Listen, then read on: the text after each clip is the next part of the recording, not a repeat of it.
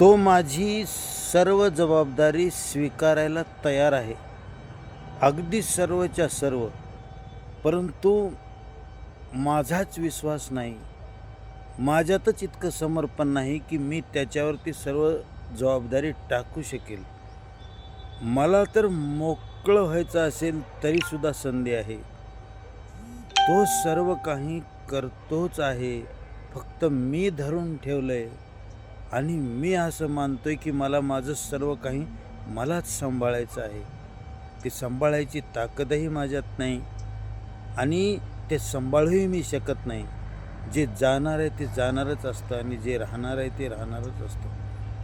पण तरीही मला सर्व गोष्टीतून मुक्त होण्याची संधी आहे. त्याच्यावर सगळं सोपवून बिनधास्त जीवन जगण्याची मला संधी आहे. परंतु मीच बिनधास्त व्हायला तयार नाही. एकंदरीत सांगायचं काय तर ईश्वराकडून काहीही अडलेलं नाही. अडलंय ते फक्त माझ्याकडून. मला मोकळं होता येत नाही म्हणून. जेव्हा मला त्याच्यावर विश्वास टाकता येईल आणि मोकळं होता येईल ना, त्यावेळेस मी फक्त खेळून खाणारा शिल्लक राहील. बाकी करता धरता तर तो आहेच.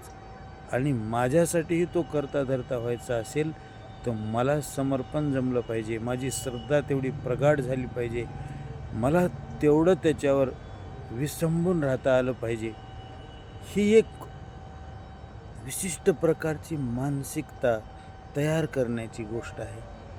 आणि म्हणून खऱ्या अर्थाने माणसाला जर निश्चिंत व्हायचं असेल तर केवळ एकच मार्ग आहे, त्याच्यावर सर्व सोपवून जगता आलं पाहिजे. तसा अभ्यास माणसाला घडला पाहिजे.